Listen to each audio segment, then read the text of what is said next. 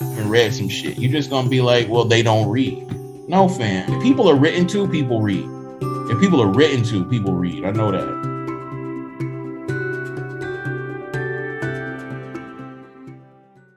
That's what I think. I mean, right. But the fact that so many powerful people don't want us to do that, I think says it all. Right. You know, I mean, says it. And this is the thing, you know, I think American presidencies are sort of boring, but what's interesting is that you can probably count on one hand the number of times the American president has said, I regret blank. Mm-hmm. Not, you know, like I regret, like I should not have done that.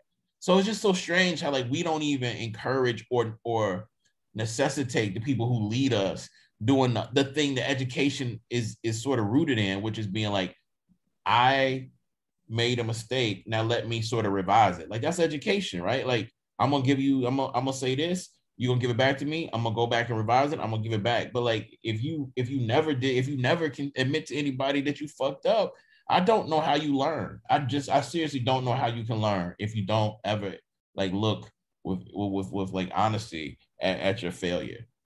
We're living in like this like distorted time of like people trying to apologize and not understanding what an apology is. Yes. Every time they speak up, they just kind of like, you know, pull out the piece of paper and read the statement, issue a tweet, and think that what they did is now poof, all gone.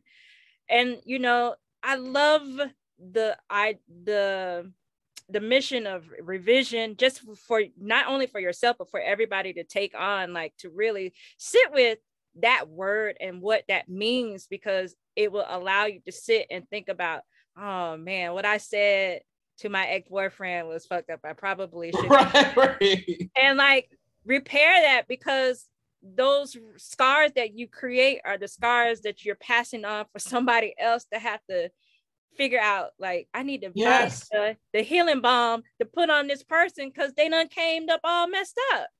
And the conventional way we use language is like, you know, I could do something horrible yesterday, or even like 5 minutes before I got on here talking to y'all, and y'all, I know y'all have heard people be like, yeah, I might have done that, but that is not who I am. Yeah. You know what I mean? And like, well, motherfucker, who did that shit? Like, you know what I mean? Like, you most definitely are, you're other things too, because we all are, you know, amalgamation of experiences. But motherfuckers will shoot motherfuckers in like the dude, Cal Rittenhouse. We saw you shoot motherfuckers on the street with a fucking like AR. That's not who I was. You a motherfucking lie, motherfucker. I saw you shoot somebody. You are, among other things, somebody who will come to a rally with an AR-15, throwing up white supremacist signs and shooting motherfuckers. That's one thing that you are. But we can't even talk about the absurdity of that, because people are like, buy into this idea. Was like, well, I don't want to judge the act. I don't want to judge the person. I just look at the action. But okay, fam, but like people do shit that needs to be judged. We don't need to hold them accountable and act like any singular experience is the totality of who we all are. But you can't do fucked up shit or wonderful shit and then be like, that's not who I am. Right. That's part of who the fuck you are, you know? Mm-hmm. You got to own it, whether good or bad. You got to own that shit. And if you don't, and this is what I hear you saying, if you don't own it, best believe it's going to affect, like, you're going to model, like, not owning your shit for your children, for other people who see you, for your partner. Like, you know, you're going to be a sorry ass person to somebody who's, and that sorriness is going to be normalized. So that's what I think.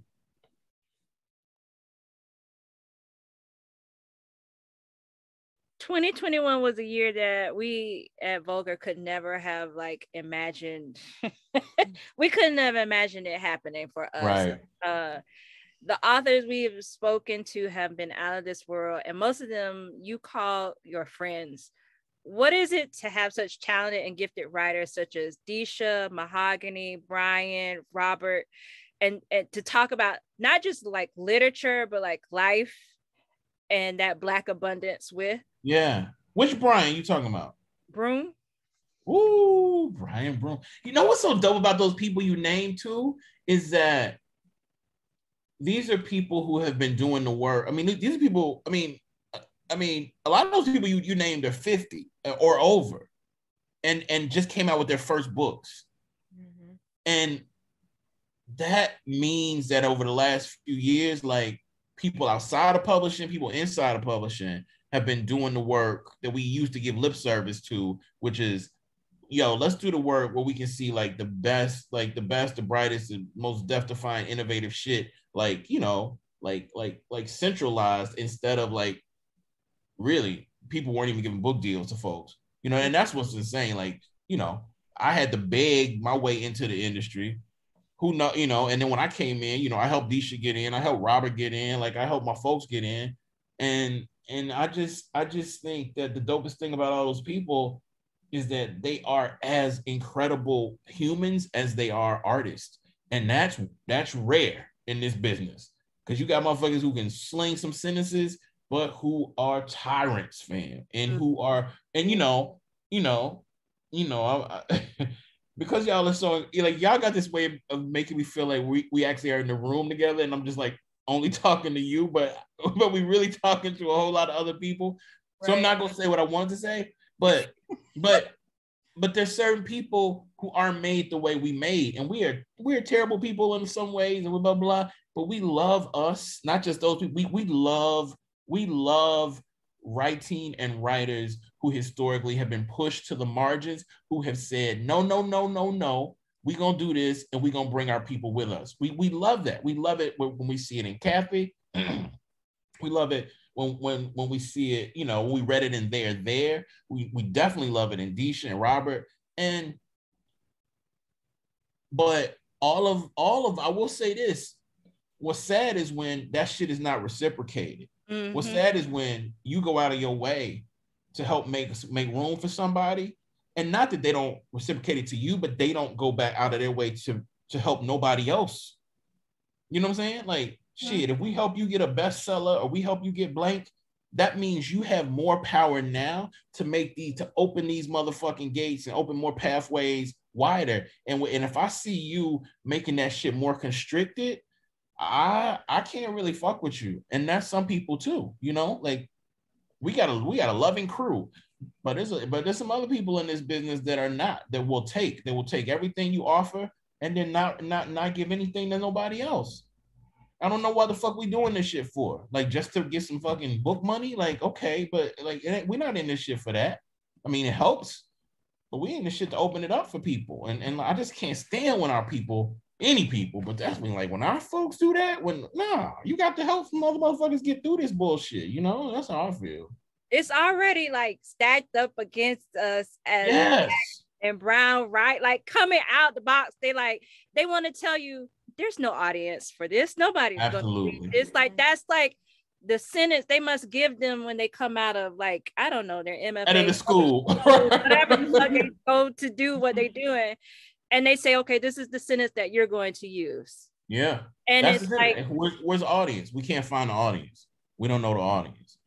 Who's the meanwhile, audience? The audience is sitting right there like, when we gonna get a book about us? That's the part. That's the thing. Like, it's so disrespectful to the readers, because it assumes that readers only want what readers have read. Mm-hmm. When we all know, as readers and watchers, sometimes we have appetites for some shit we haven't seen.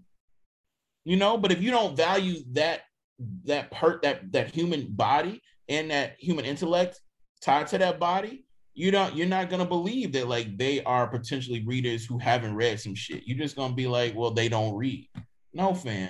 We if you give us people, if people are written to, people read. If people are written to, people read. I know that. It took me a while, you know, because I'm a product of colonization. The Philippines is. I feel you. Yep, I'm not afraid to say that. So hence my skin is as pale as your paper. But yeah, like I'm not afraid to say, like, it took me. I was a grown adult when I realized that there are books written about me and the characters look like me. I was grown.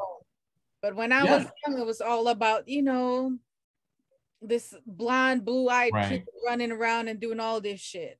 Heidi, right. Yes, exactly. Right. Heidi, motherfucking Heidi is up in the hills Heidi. and getting water from the well. Exactly. What if it all? But see, but this is what makes me so mad again about last night. I'm sorry, but what if as many books about Heidi's that we have? What if we had half or a third or fourth many books about Denny? You know what I'm saying about Denny, like characters like Denny who were named after their grandfather, like. That changes shit. I don't care what people say. Like it changes something because we all know them Heidi stories. And the sad part is we internalize a lot about Heidi. Like we internalize different kinds of beauty standards. We internalize the way stories are supposed to be told. We internalize the way voices are supposed to be modulated because all of that is part of the Heidi story. Right. But the Denny stories are going to be different and more, not just empowering, but just more dynamic and complicated. And to just like intentionally dissuade people from doing that work, that's foul. That's real foul.